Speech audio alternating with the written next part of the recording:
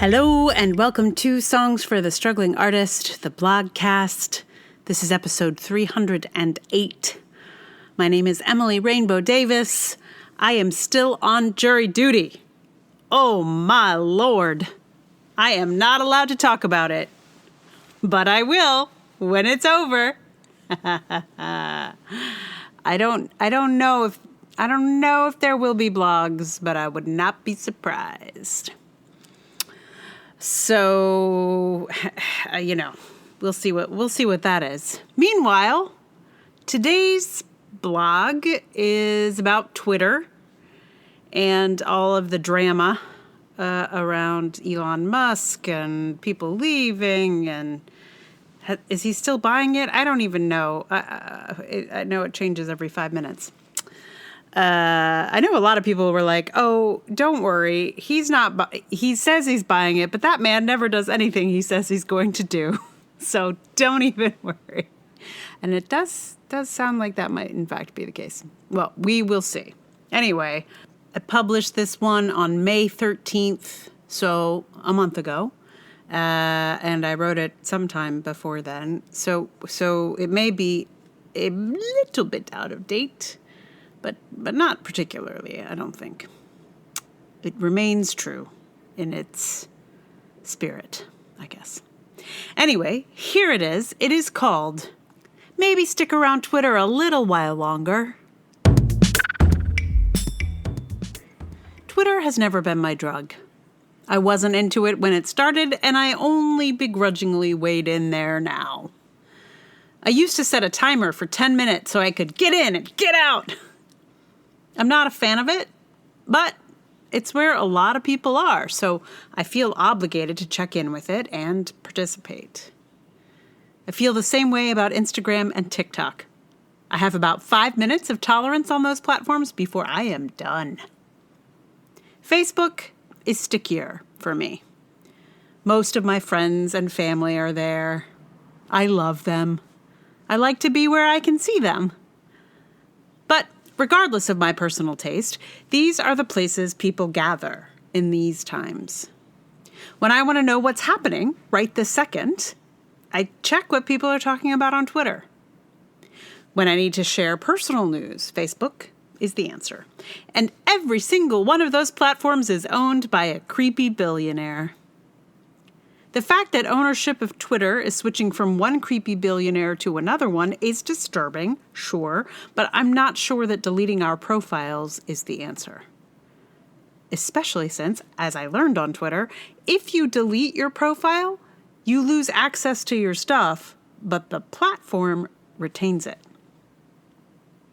We've got battles to fight against these billionaire types, and we need ways to gather and organize, and unfortunately, right now, the way to do that is on these platforms owned by billionaires. Until we have other gathering spaces, I think we shoot ourselves in the foot by cutting off our access to other people. Is Elon Musk going to ruin Twitter? All signs point to yes, but given his tendency to not follow through on anything, it might not get that far. And before he ruins Twitter, assuming he does, I think we need to gather ourselves there. Subscribe to people's newsletters, blogs, podcasts, or whatever. I don't want folks to leave Twitter, not because I think it's so great. I don't. I have never liked it. But I do recognize its power. And the fewer people who might have my back there are, the more dangerous it becomes for me in that space. Fact is, I am largely invisible on Twitter. Most of my tweets there have just one like. And that like is probably my mom. Thank you, Mom. I continue to cast my net there because you just have to cast your net everywhere when you make content on the web.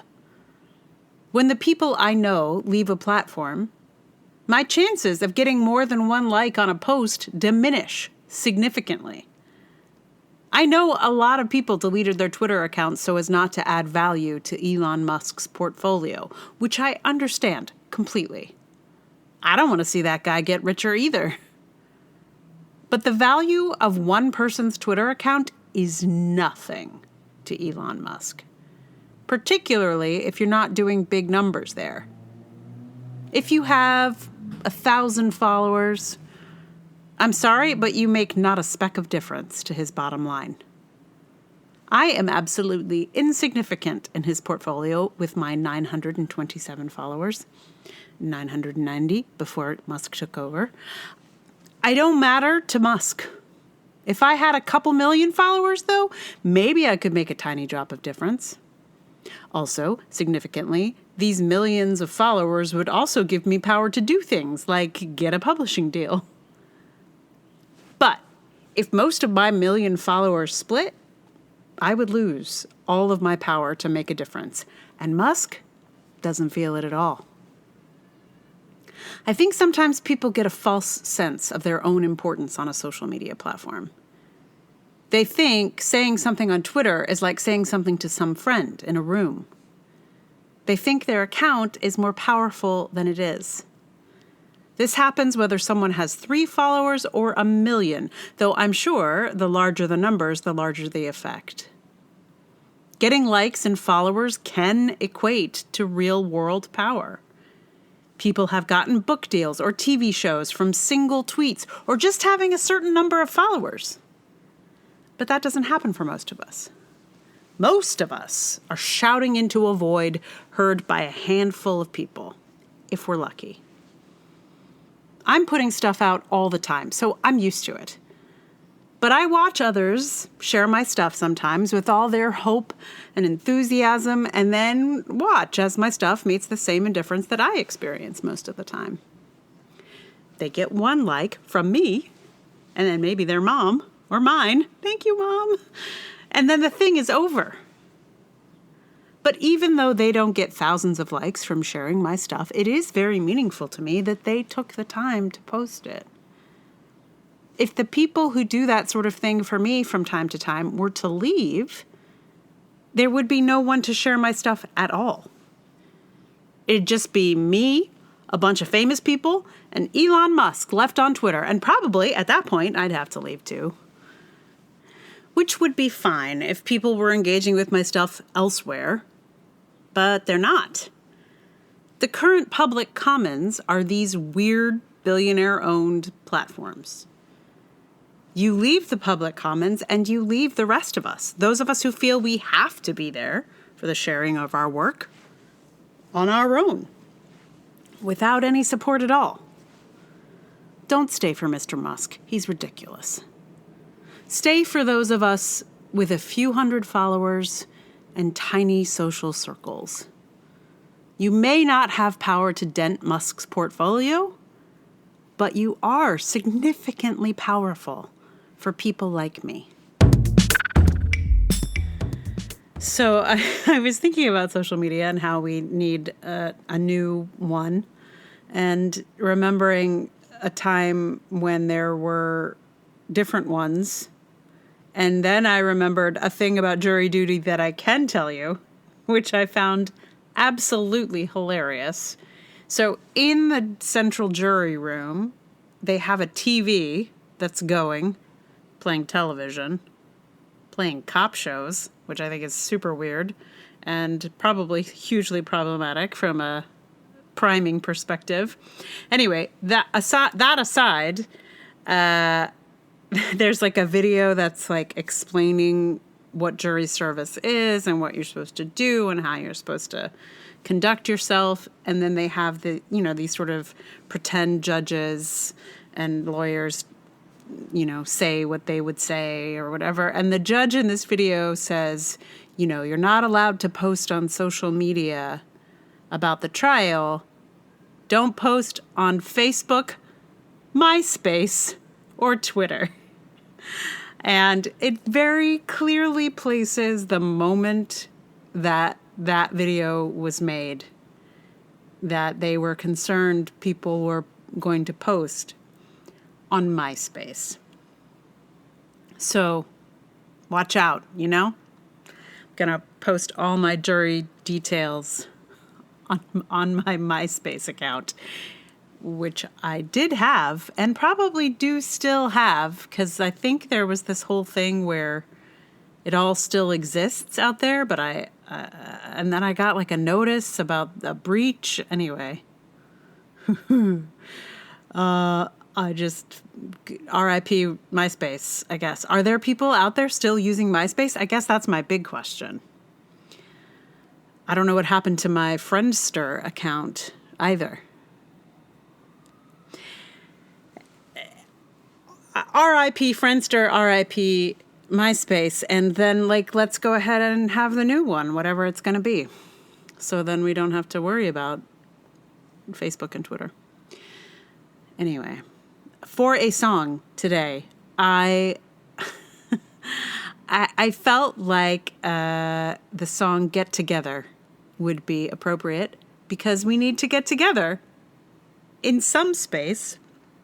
We maybe need to start getting together on Twitter where we're already together and where we are already connected, and then, expand out to be together in some other common area, some other gathering space. So I thought Get Together would be the right song. Also, there's a mention of a bird on the wing, which is like Twitter with its tweets and its bird app, as it is sometimes called. So it seemed right. But as I was working on it, I was so bored. And I was like, I don't think I can do it. I used to love this song, and now it just feels like, So I thought, you know what I need? I want so I tried to find, I was like, somebody at some point has done like a punk rock get together or a metal get together, something, and I couldn't find any. So this is not either of those things, but this is me messing around a bit with Get Together, playing it through a super distorted guitar, electric. I play in the electric again. It's been a long time since I played the electric. Ms. Charlotte Bronte, my electric guitar. And so I'm playing it through a pretty heavy distortion, and I'm singing it through a pretty heavy distortion as well, which was fun and a little bit silly, but fun.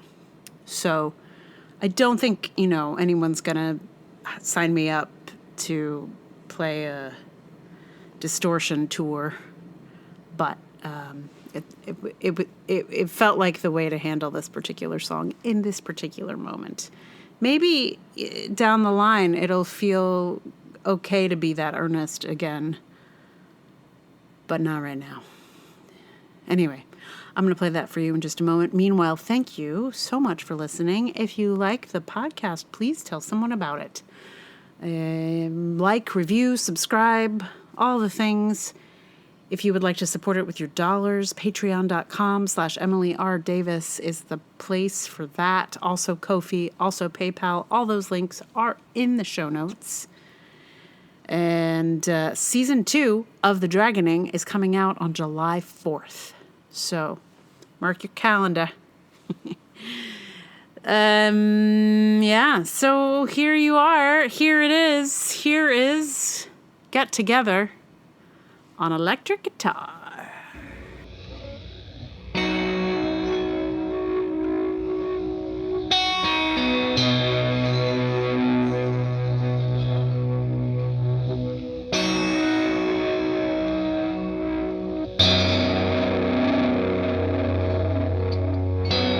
Love is but a song we sing, fears the way we die.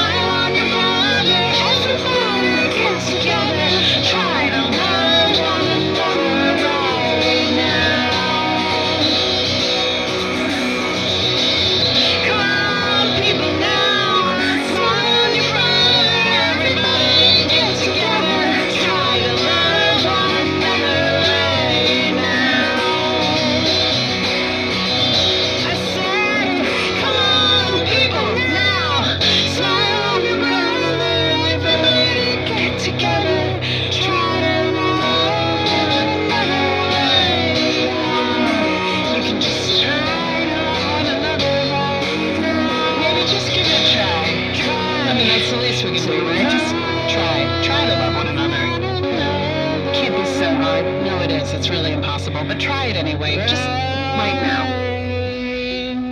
Get together. Try it right now. I mean, what else are we gonna do?